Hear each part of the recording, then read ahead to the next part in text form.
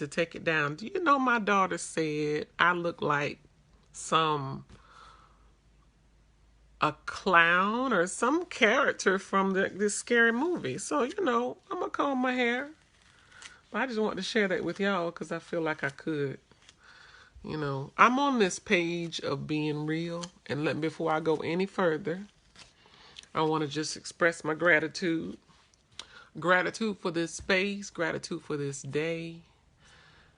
Gratitude for my life, health, and strength. For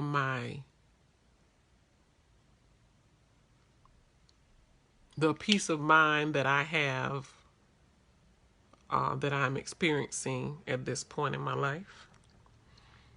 I'm grateful for my children,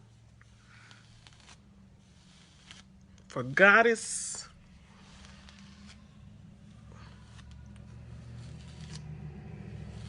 for the Goddess within that is standing up and making herself known.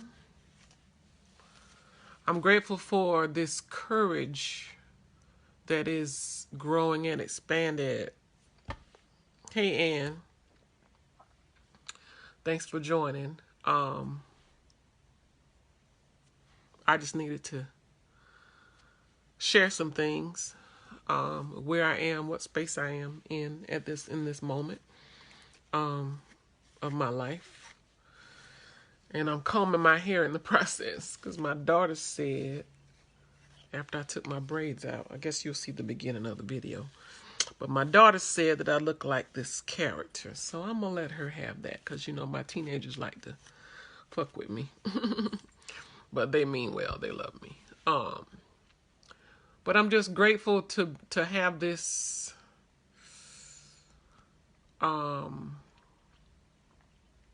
just desire to really get real.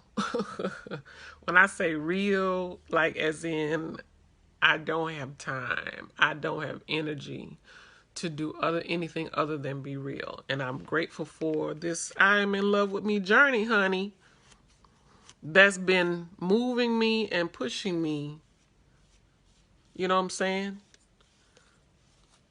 to discard all of what I even had agreed to be a mask in my life. You know what I'm saying?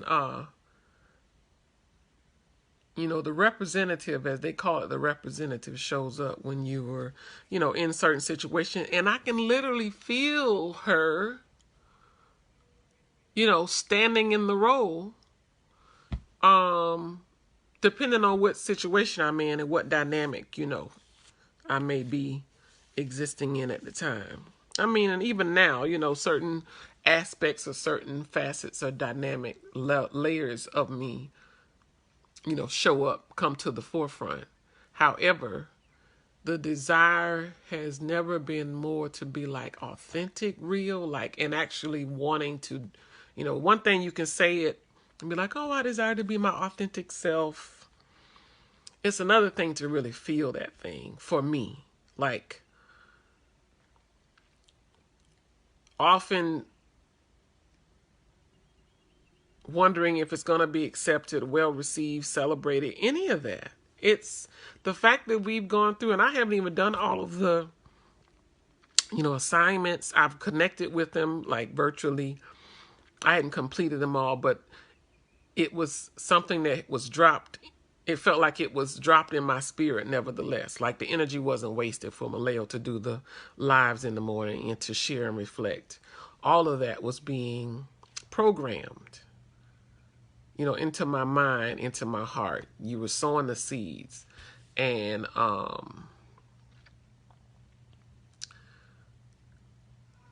in this moment,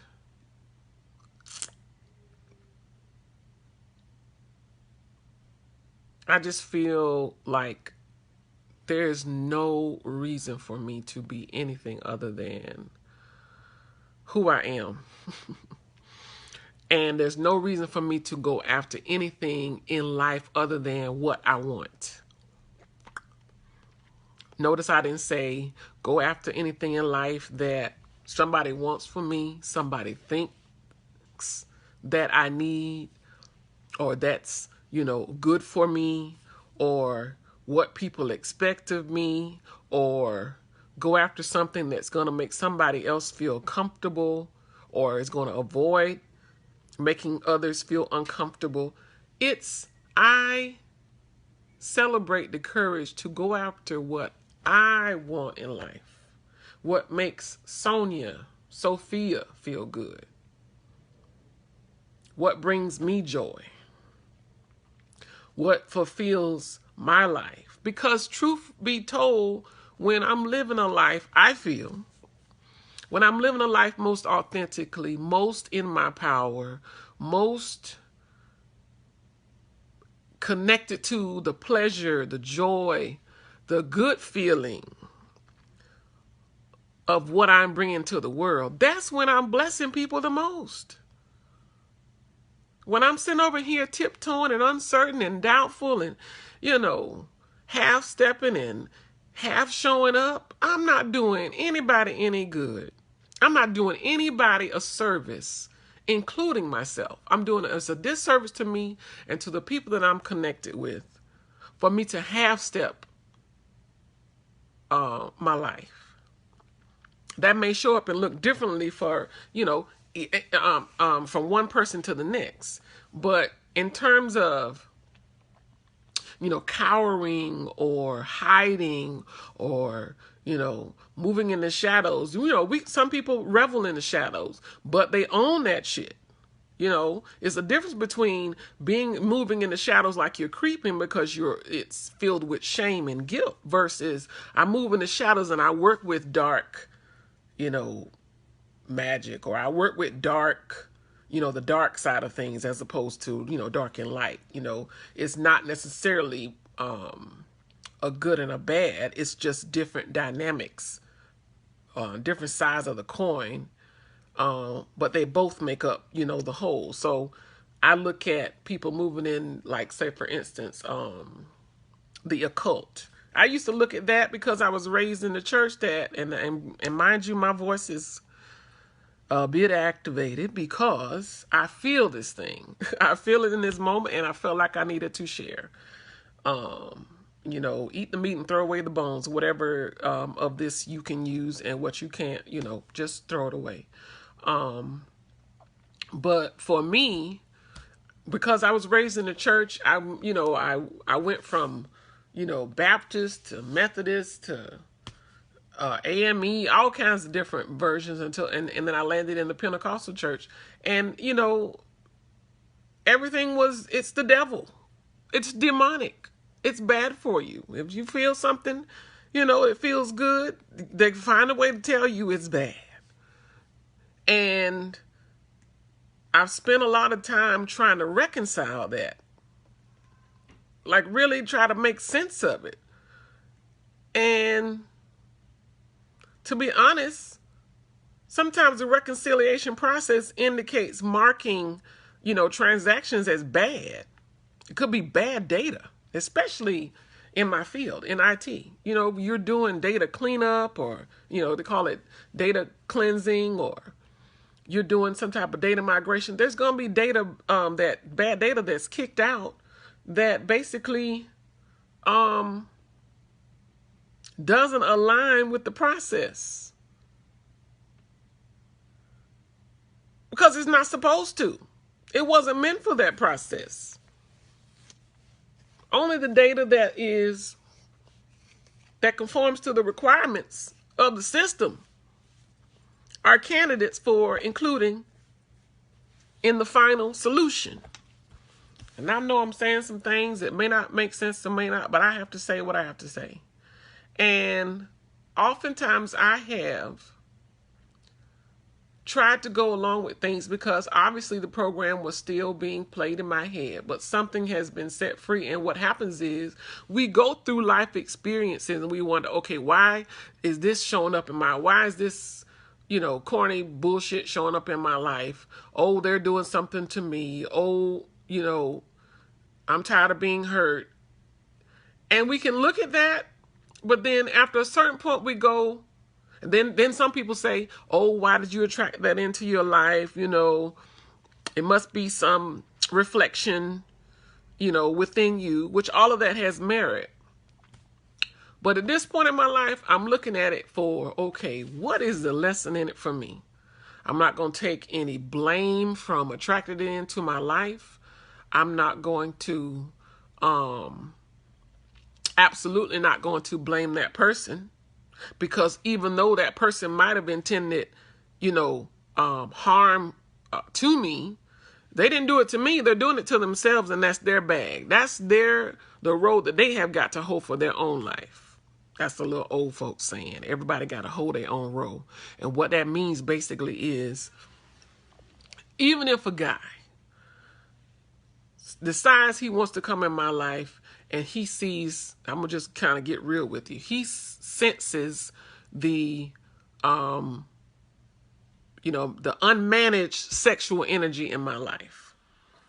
Meaning, you know, I'm just oozing sexual energy, but I'm not moving with intention.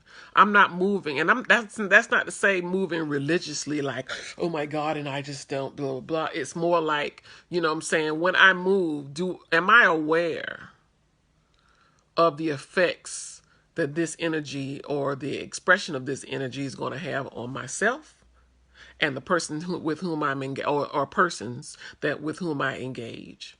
And so when we move with it, when it's unmanaged, oh, we just out here. And, you know, everything has its purpose. So the purpose of that experience for me in my reflection is whatever I get from that choice that I make to move forward with my unmanaged energy, that is the lesson that I am creating for myself. So all things are in divine, you understand, alignment and timing. It's just alignment is aligning itself in real time. Catch it if you wanna. My point is, I'm grateful for the lessons. I'm grateful that I can look back on my life's experiences today and say, I'm not ashamed.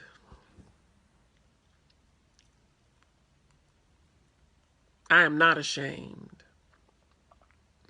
I'm not ashamed of the life that, you know, some people say, I wrote this story, I chose this life. I'm not ashamed of the life I chose. I'm not ashamed of the person that I am. I'm not ashamed of the experiences that, you know, I've had up to this point. I'm grateful that I'm at this point. I'm grateful to be getting, you know, the veil lifted. I'm grateful that the light is shining on me at this point. I'm grateful to still be open to the lesson doing what it needs to do in me to bring me even more in alignment with my true self, my higher self. And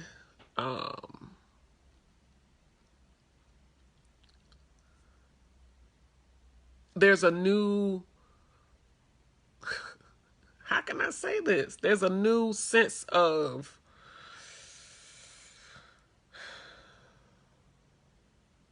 intimacy, closeness.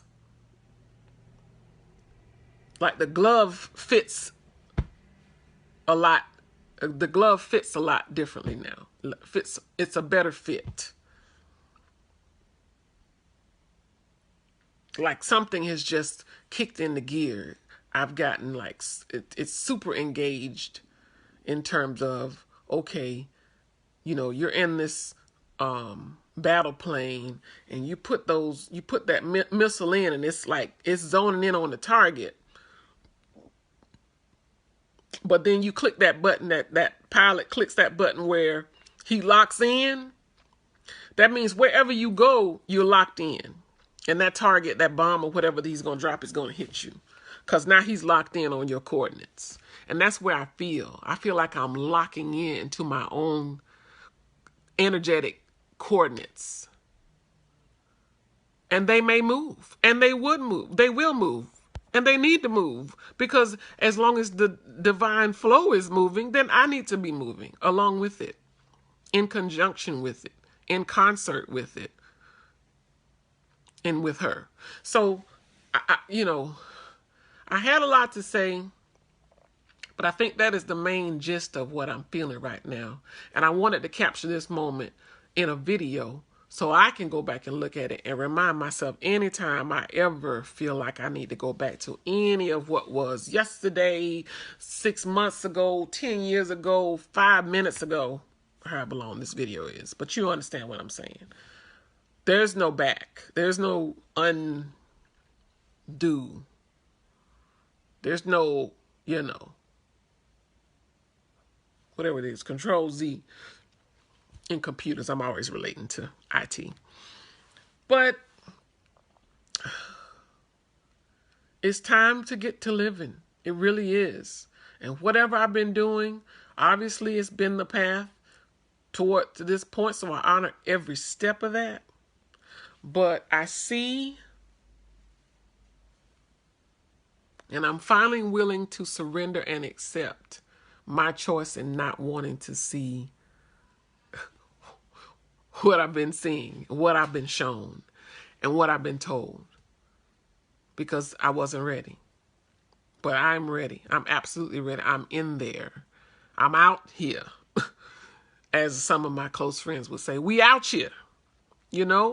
And since we have the depth of wise counsel, the depth of love and support and sisterhood, I'm just going to give Milayo her props. I mean, I ain't trying to blow her head up, but that live that she did, that live conversation, it wasn't recorded. It was that day that all of us were on. And she was basically sharing things about how to build your altar. I mean, she had that was filled with some nuggets. You don't get that. At least I didn't. I'm surrounded by a lot of people who, this apparently was their life where they were always in, connected to a certain lineage, a certain line of women who maintain those ancestral practices and traditions.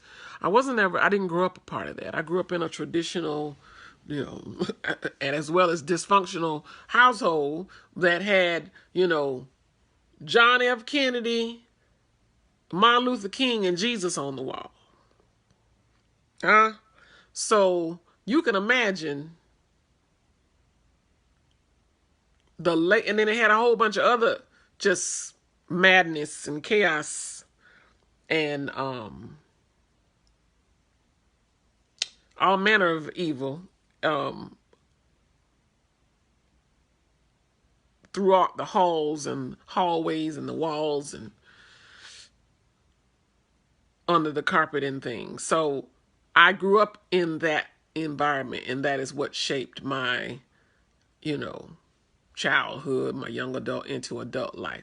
But since I have come into this knowledge, over 10 years ago, it's been a 10-year process of digesting and learning and unlearning and, spiritual cha-cha, battling with it and settling it in my soul. But today, baby, and it's triggered by a particular, situation with an individual. But I'm framing it differently. I'm framing it to not, to call myself on any level of, righteous indignation or hypocritical judgment. I'm framing it in a way of, this is going to propel me into my growth, into my truth. And it's still uncomfortable. So I never said, I'm grateful for the comfort. Because like they say, your growth is just outside your comfort zone. It is, that comfort zone is like, shit. The shores of your comfort zone? That's like that shore that the Buffalo Soldiers had to, go into battle in, knowing there would be casualties. But the casualties of this war are the things that don't serve me anymore. The things that my pain, like my pain body.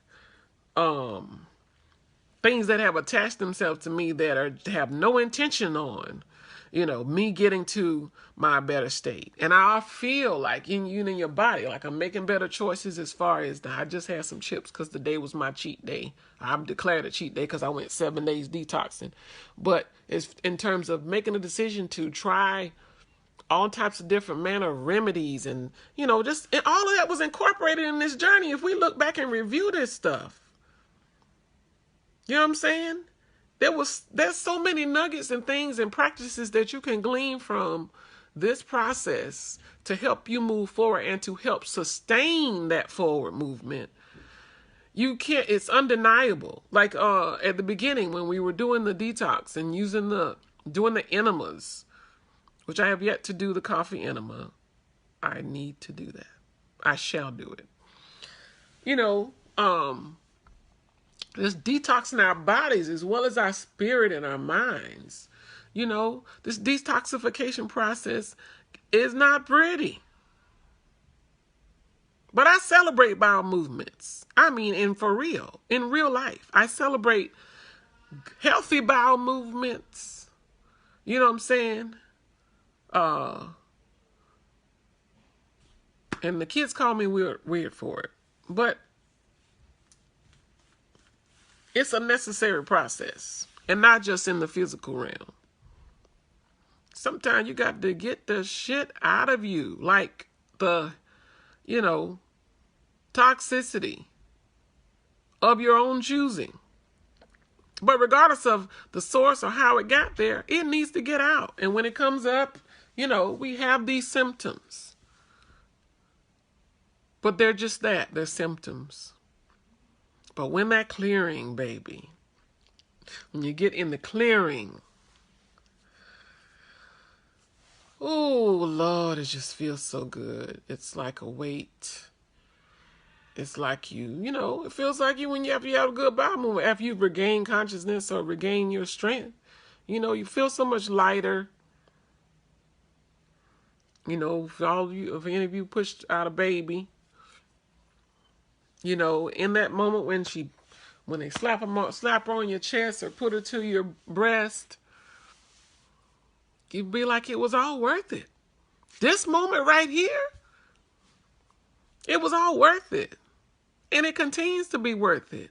You are worth the work to move your life forward. I have really attached to that statement, and a sister gave it to me years ago, and I don't know if she knew the power of it, because not every time when someone is teaching you,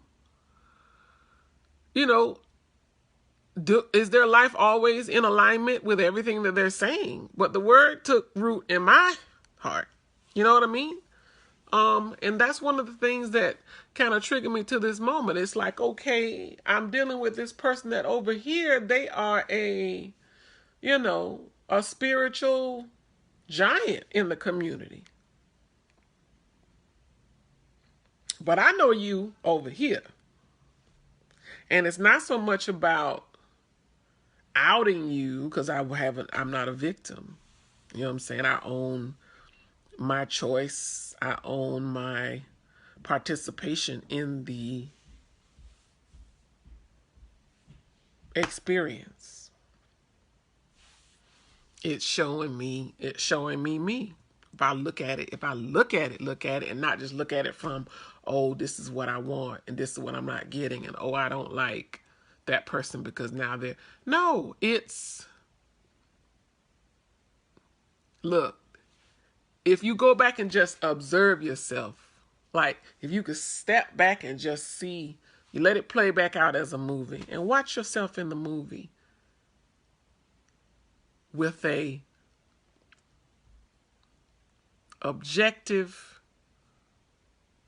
type of observance, like be a conscious observer of yourself. And just see who was pulling the strings. What part of you was pulling the puppet strings to have you go in this direction, to make you choose this? What was the payoff? What were you looking for? What were you like seeking to be filled, by agreeing to that experience? And just allow it to be a lesson. Allow it to be like, okay, this is a strategy. It's all strategic. It's all about choices. It's all about intention that aligns you with the purpose you were brought here, for in the first place. So I'm tweaking my, approach. And it's almost like it's a upgrade slash.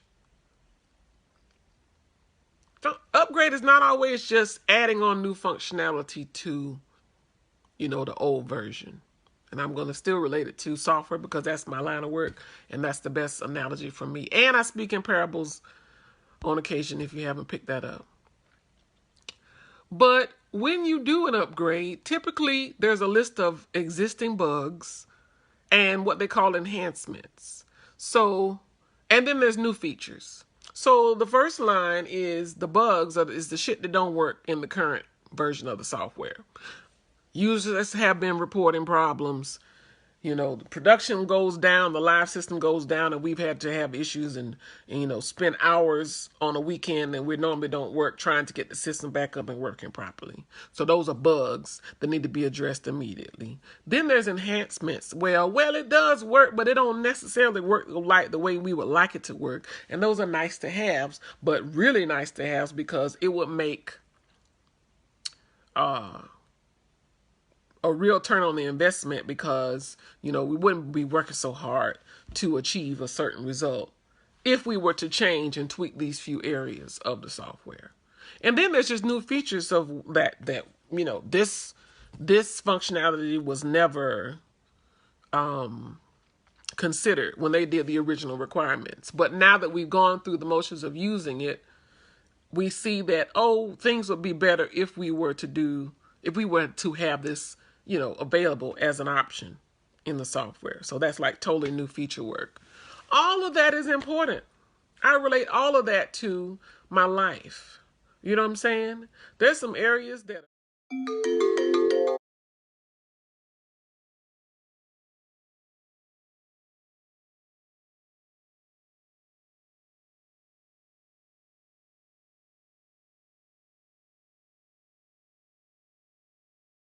because I can enhance all day and add new features all day.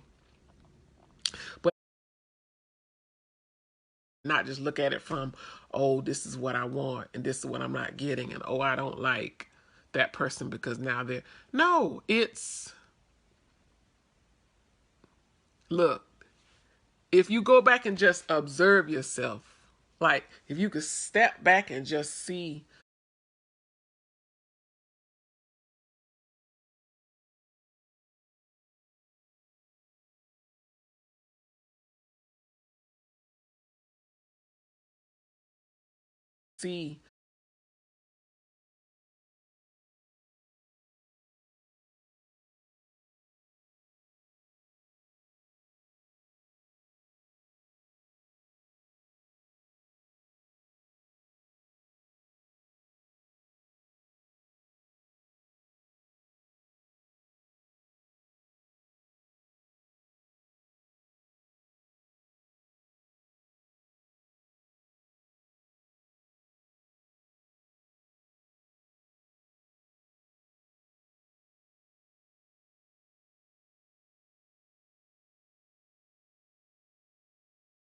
you let it play back out as a movie and watch yourself in the movie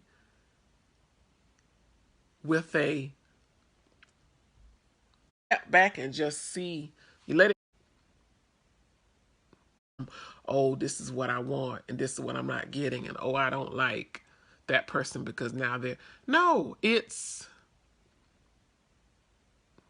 look, if you go back and just observe yourself, like if you could step back and just see, you let it play back out as a movie and watch yourself in the movie with a objective type of observance, like be a conscious observer of yourself. And just see who was pulling the strings. What part of you was pulling the puppet strings to have you go in this direction, to make you choose this? What was the payoff? What were you looking for? What were you seeking to be filled, by agreeing to that experience? And just allow it to be a lesson. Allow it to be okay, this is a strategy. It's all strategic. It's all about choices. It's all about intention that aligns you with the purpose you were brought here, for in the first place. So I'm tweaking my, approach. And it's almost like it's a upgrade slash. Upgrade is not always just adding on new functionality to, the old version. And I'm going to still relate it to software because that's my line of work. And that's the best analogy for me. And I speak in parables on occasion if you haven't picked that up. But when you do an upgrade, typically there's a list of existing bugs and what they call enhancements. So, and then there's new features. So the first line is the bugs, is the shit that don't work in the current version of the software. Users have been reporting problems. The production goes down, the live system goes down, and we've had to have issues and spend hours on a weekend that we normally don't work trying to get the system back up and working properly. So those are bugs that need to be addressed immediately. Then there's enhancements. Well, it does work, but it don't necessarily work like the way we would like it to work. And those are nice to haves, but really nice to haves because it would make a real turn on the investment because, we wouldn't be working so hard to achieve a certain result if we were to change and tweak these few areas of the software. And then there's just new features of that this functionality was never considered when they did the original requirements. But now that we've gone through the motions of using it, we see that, things would be better if we were to have this available as an option in the software. So that's totally new feature work. All of that is important. I relate all of that to my life. You know what I'm saying? There's some areas that are defects that I've, have been living with for years.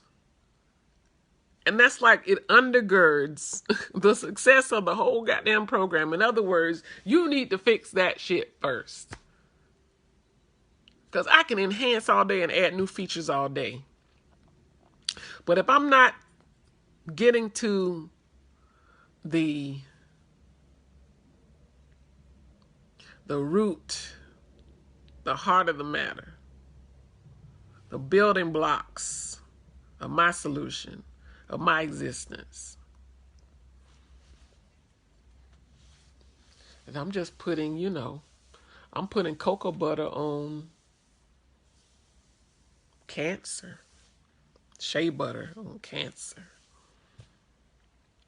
which I'm not questioning the healing properties, but at this point I'm trying to make a point. I got nice and, jojoba oil, just spreading it on there so it looks good, dressing it up, putting my whatever we do to adorn ourselves, look good so we can fake it till we make it. Baby, I'm just not made like that. I can't fake it anymore. Not even in the name of, I'm not saying I'm Jesus throwing over the tables in the temple, but I may get to that. And am I willing to do that? Am I willing to get real in the relationships that I'm creating in my life? Or what are we doing? And when I say the word I love you, what does that love carry with it? And what am I bringing? What love am I bringing to your table and to your world? And what love that I want to show up in return for me? What love am I showing up, for myself with, right? This is I am in love with me. I connect with my mental, my physical, my emotional, my spiritual self. I connect deeply with it, right? We're connecting deeply with ourselves. We're not on this surface level. And there's some things we may not want to see, but it's ourselves. That's the greatest lesson in teaching you how to love other people, is loving yourself, all of you. Opening your eyes to seeing all of you and saying, okay, that part needs a little more love. That's all it needs. It don't need you to judge it. It don't need you to be ashamed of it, because it's you, darling. You are creation in all of its splendor. So you are the embodiment of creation. Like you are, you walking, you talking. You have a choice to go left or right. You're the miracle of life.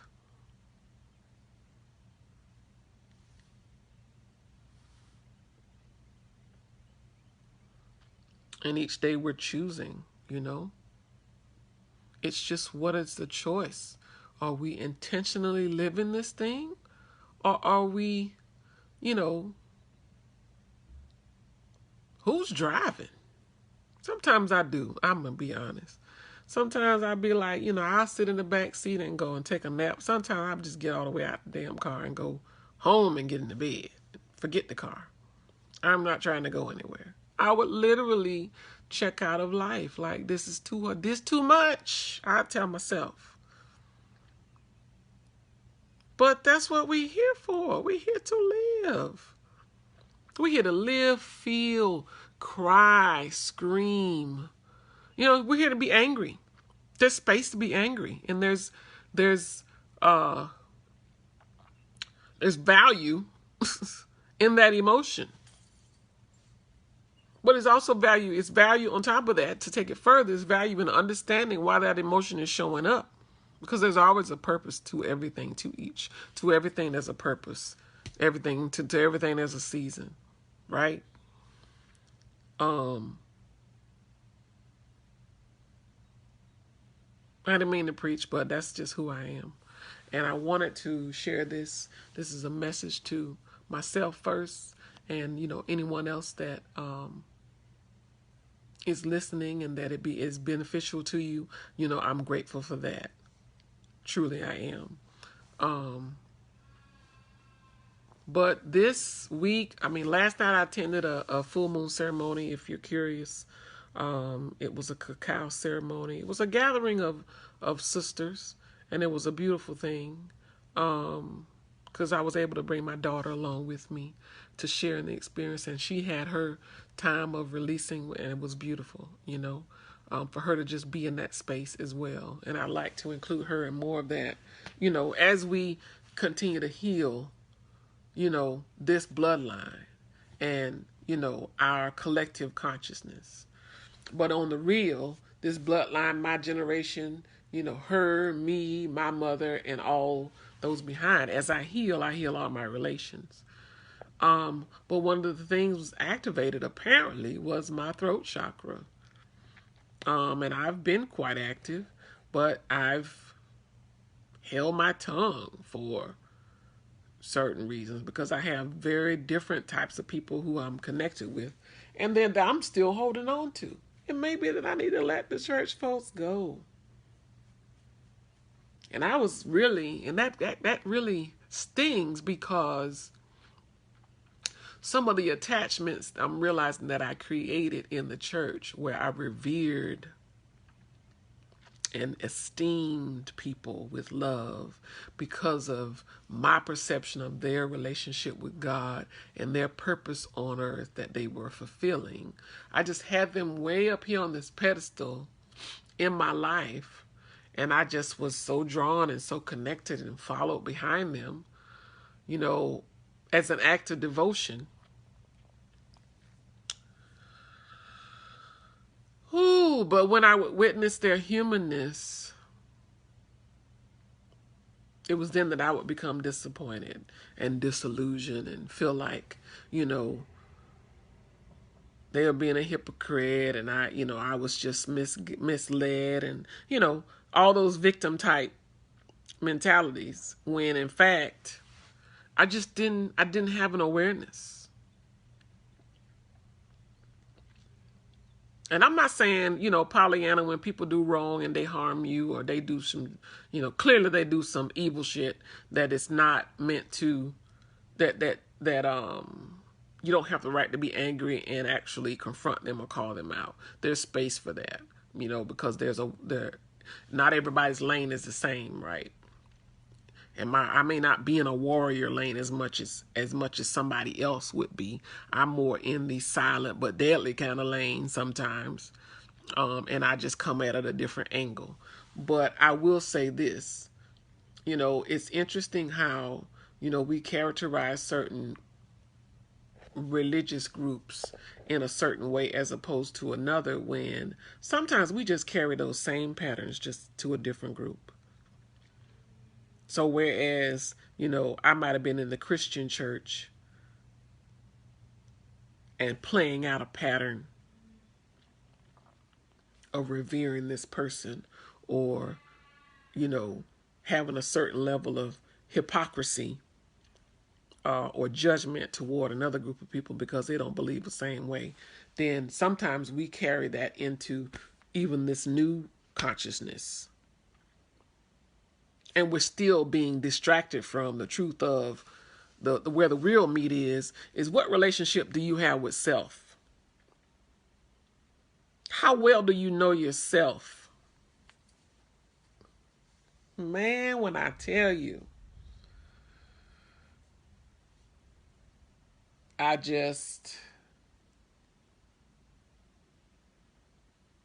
it's like riding in a car. They really, men really complain about women, but it's true to an extent.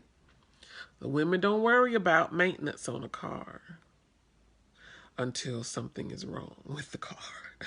until a light comes off. Some women that don't have that awareness, right? Again, it's all about awareness. So, you're riding along. Well, I'm going to ride along as long as it has gas in it. I'm not paying attention to the needle. And all of a sudden, this light comes on. I'm like, what's the light? What's that light for? So I keep driving because I'm like, well, the car's still going, so I must need to keep driving. So let me go into the store and go shopping, blase sweet. Light still on. So I'm like, okay, well, I'm going to just head home.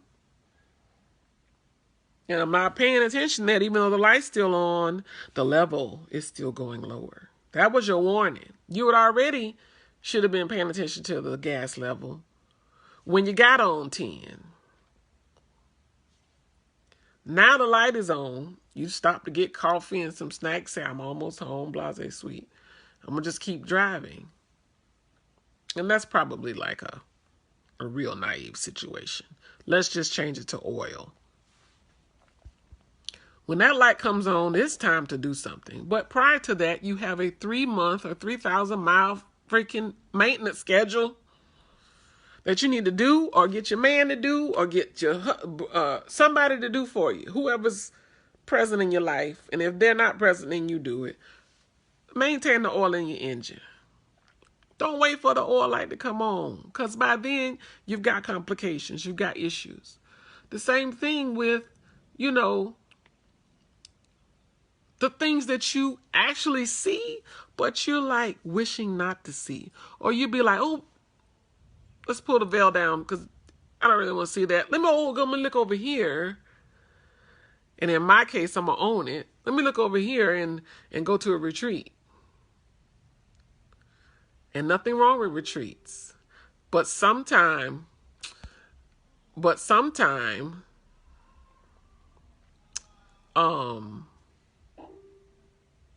what's the word? But sometime we distract ourselves from ourselves because we don't want to see. I'm looking at the window.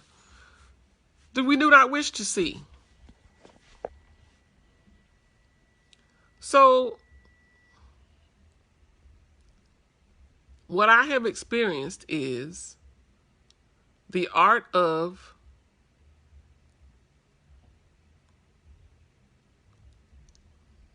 spiritual distraction, spiritual detours.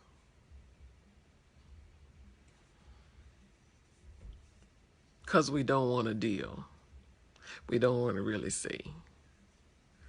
And they could be for a lot of different reasons. I've learned through the pain body, through, entities that get attached to us on a spiritual level. There's all kinds of reasons why we don't. But it's not about a blame or like, oh, you're bad for it. It's just more, okay, I see now. I'm going to choose to continue to see and understand who I am or who I have been so that I can see the road from here, from where I am to where I want to be, or where, I won't say where I want to be or where I need to be, but more who I really am. Because I'm in there. She's in there. She's not like somewhere that you have to go. It's somewhere you have to be. Not a place, but a state of being. And yeah, me coming into this space and learning, and it's going to be, I got to work out the kinks. Hell, I ain't never embraced myself on this level before. So will I get it right? Like somebody else is witnessing it, that they think it should be done. Is it going to be done gracefully? Probably not. But will it be done? For sure. It will be done. Without question. And I'm just excited about the fire that's raising up in me. And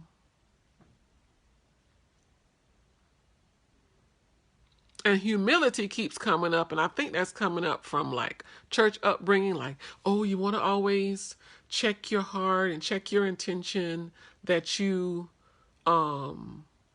what's the word? Check your heart, check your intention that you are coming from the right place. But we know when we are. We know when we're on some bullshit, but mostly our hearts just want more love. It wants to be loved, seen, and heard. That's the motivation behind anything, is that we want more love, and we need more love from ourselves. And oftentimes we're, trying to get it from externally, but this whole process has been to show us how we can get it from ourselves and how that's truly what we need. Charity starts at home and spreads abroad. It starts right here. And then that overflow, oh my God, attracts so much deliciousness to it. That overflow of love. I'm ready to see that in my reality. I don't know about you. I know about you because you're in here. And I know you want the same things. I'm just getting in preacher mode, and so I'm going to get off this live. And I will not collect an offering. That was a joke. But I'm just loving myself, and I'm very much feeling I'm very much feeling the grace, but I'm also feeling the power and the richness of, the life that is for me now. It's for my choosing.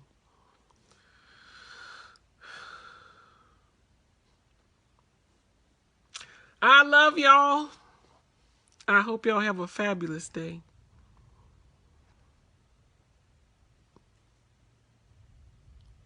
You are worth the work to move your life forward. Be well.